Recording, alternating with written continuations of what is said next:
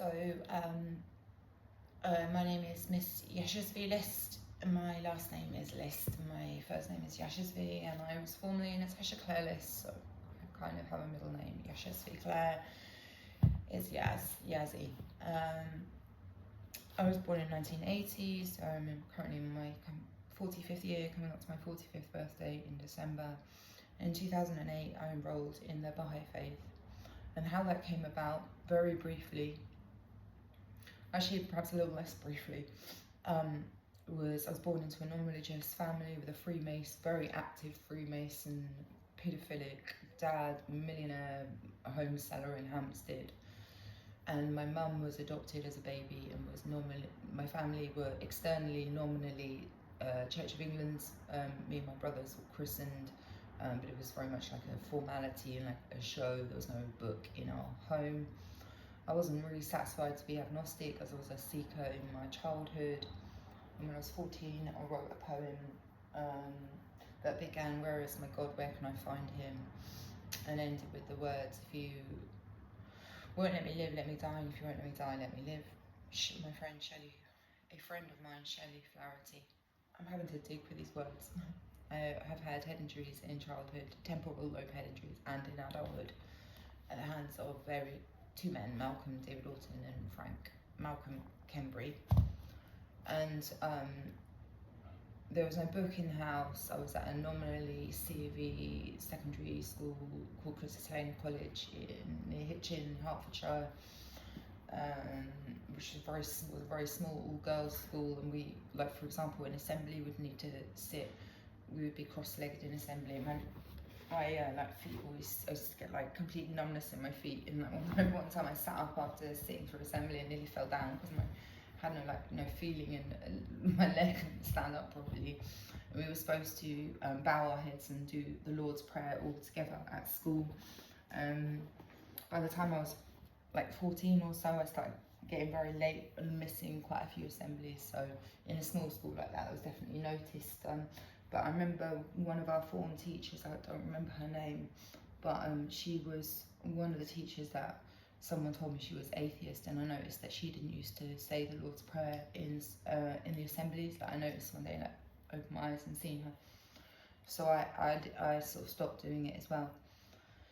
And according to what I've read in the Kitabi Baha'u'llah, congregational prayer is annulled anyway, except in the case of the prayer for the dead, which the adult believers, like one person reads it and everyone else stands as well.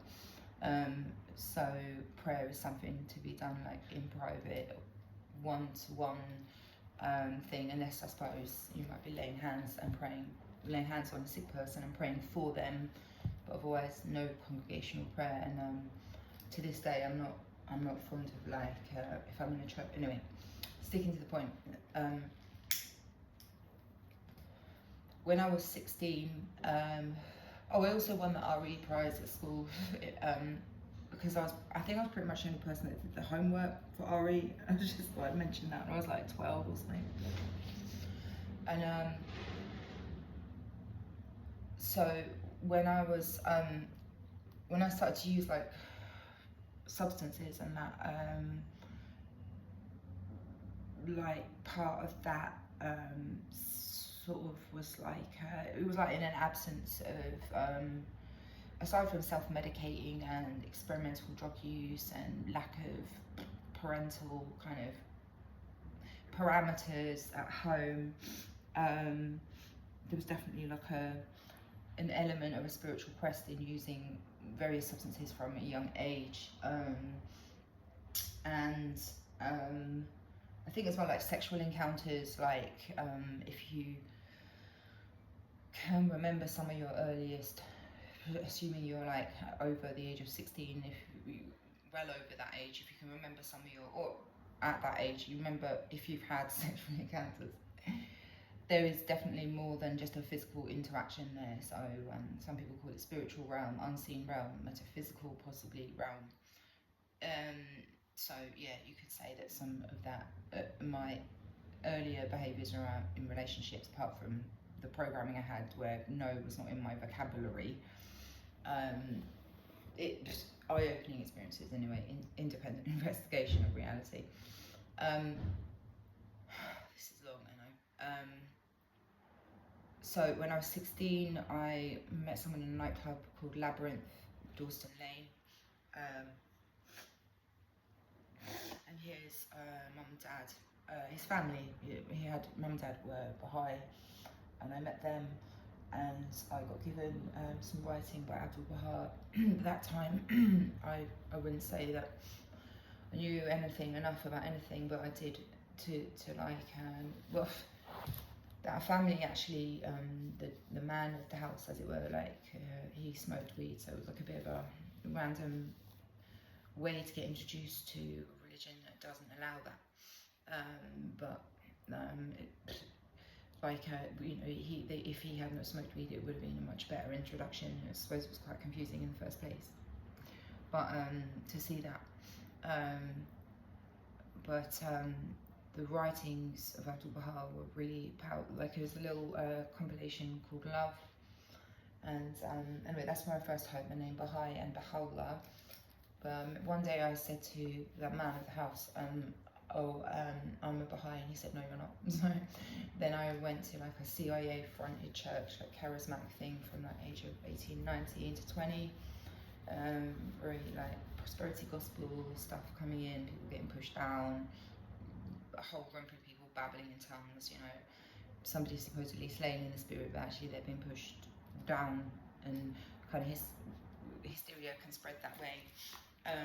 But I was really lucky that those people did actually teach from the Bible, and I did mostly. My mum bought me my first Bible anyway at like 18 or 19, so most of my study was independent. But the pastors of the church, one thing that was very positive about it is they did encourage people to read their Bibles, but then beyond that, you know, sometimes just getting like the same message every week, like pressure to do the same thing, tell people about Jesus, read your Bible, pay tithes.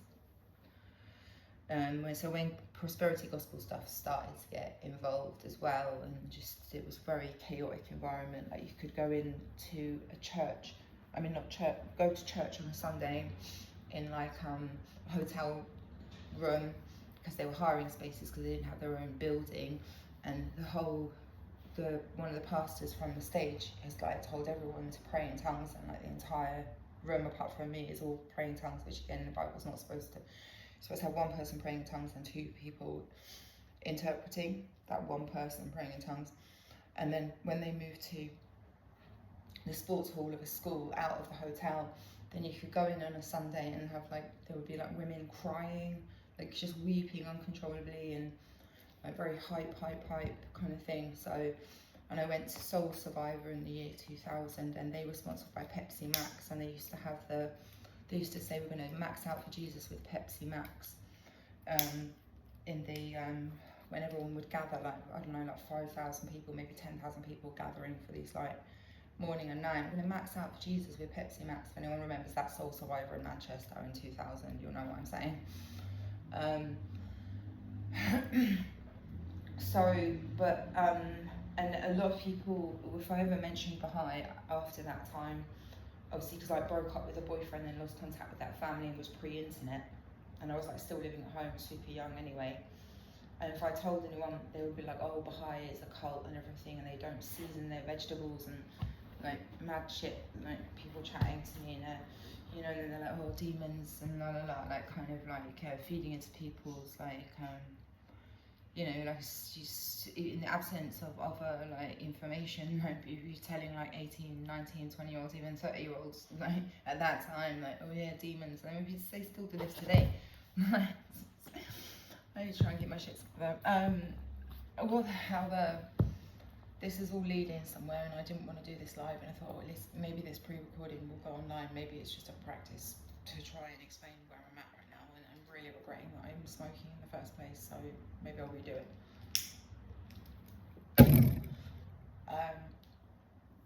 Where are we now? So I try and leave that church to go and join a more established church in Stratford-on-Avon at like 19.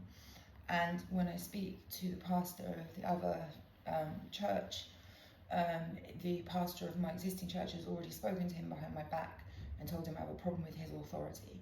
So that. I never couldn't pursue that, became homeless, went to university, a few years later, and obviously had like issues with my lifestyle, because that's how I was raised and that was the culture I was living in. So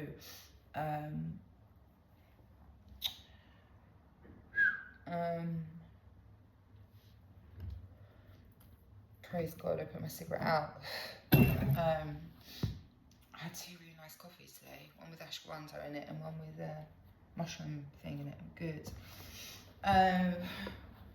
Right, so in 2008 I joined the Baha'i faith, and how that happened was somebody asked me if I was a Baha'i, and I recognised the writings of Baha'u'llah. They seemed like it all made some sense to me, and if you need to learn about it you can go to, I don't know, Baha'i.org or search for the principles of the Baha'i faith, like the right to independent investigation of reality, which I didn't know I had until like 2009, because I'd been dragged through psychiatry backwards, so I didn't know I had the right to the independent investigation of reality.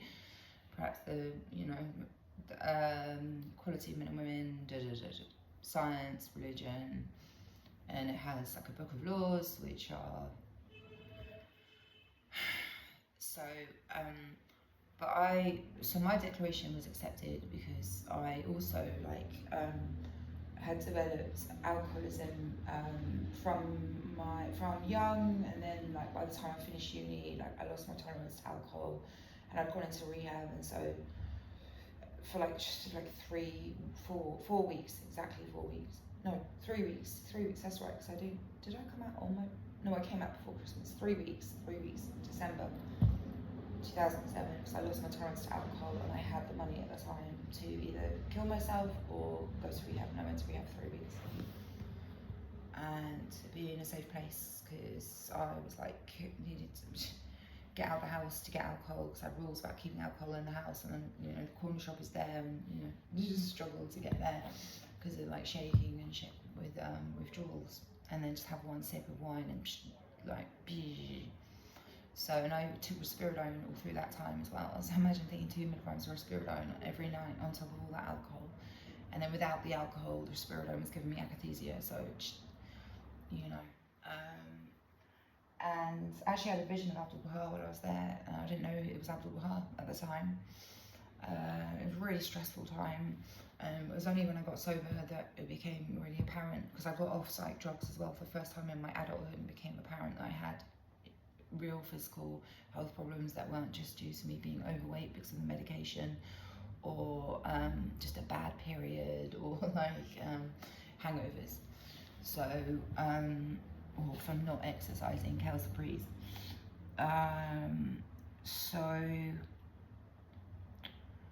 And injuries after exercising. So I did start exercising when I got off the psych drugs, and yeah, that was a new experience.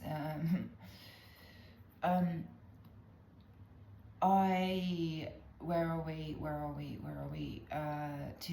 declaration was accepted, but what I later found out from guidance and Shoghi Effendi is, in order for my declaration to be accepted, there's certain things that should have been explained to me to do with the administration of the religion, and they weren't, and I hadn't read the Will and Testament of Abdu'l-Baha, and the man who took it upon himself from a nearby Baha'i community to the one in Bath in 2008 took it upon himself to just like come to my home and stuff uninvited, and like he was gave me a copy of the Will and Testament of Abdu'l-Baha in 2009 that wasn't the Will and Testament of Abdu'l-Baha, and it wasn't until this year that I read the real Will and Testament online, and he mentions about people disseminating books of his testament that are not authentic, and I was like, well, I've never read this one before. So that was really frightening, like going into that religion and then finding this man was just doing whatever he wanted, and then I tried to speak to, I asked my LSA if I could have a conversation with him in private about his behaviours, and I was told, oh, I one person can meet with you, a local House of Justice is 9 elected people, but they were like, oh, I'll meet you in a coffee shop. Well, I didn't want to have a conversation in a coffee shop, but that's what I was told to do, so I never actually met with the LSA.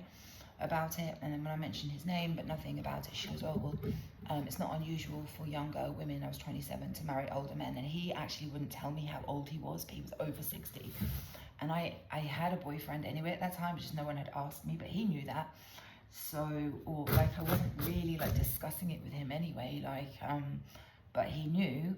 And his advances were not invited. I mean, if you're just gonna grab some, you know, like if you're just gonna grab someone, like that's not, you know, in their fucking doorway, and then yeah, so you get the idea, like not nice. But I was not basically able to even like have a private conversation about this.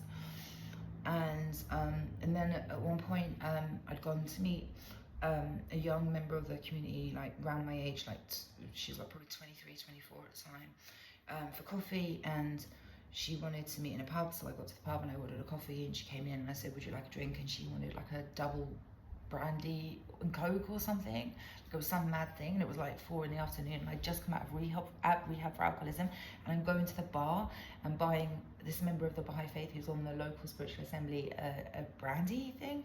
And then she's like telling me things, she thinks she has manic depression because of a breakup that she had with someone. I'm like, yeah, that's really, really fucking interesting. Yeah, like it's not quite the same as having forced treatment from the age of 17 and having had your past whitewashed and just given drugs to make you forget where you've been, like haloperidol, for example, and have, you know, your bad periods have been written off by psychiatrists as not part of your disorder.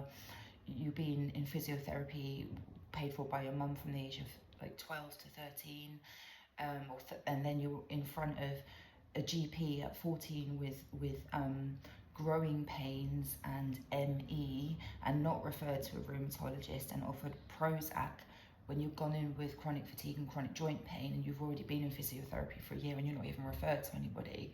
You're just told you have chronic fatigue syndrome, ME, and growing pains, right? So that's not part of my that's not relevant either, because psychiatrists just no, nothing to do with your periods. Like, they smile when they do that, by the way. And definitely not sexually abused by her dad. No, that's manic depression that she's got there at 17, saying that. Yeah. And drug-induced psychosis, psh, you know, these kids will do these things. Speed. So where and Ehlers-Danlos syndromes are like bona fide handicaps and like special fucking needs. And the arthritis in my spine is being diagnosed as many different things in my sacrum by different people. We go to different people, I get different diagnoses. They all take in photos. But it's not, you know, it's not really, NHS is not, it's hands off. It's not, you know, they don't. Anyway, so pills, yeah, I get pills instead. So what's going on here? Pretty much as soon as I got into the Baha'i community, I found it didn't take long to really transpire that people were talking about me behind my back. And obviously, like, I saw a conversation in private with a local spiritual assembly, and that was access denied. And I wasn't expecting there to be bad actors in that religion. Basically, I just understand them really briefly as being on a payroll.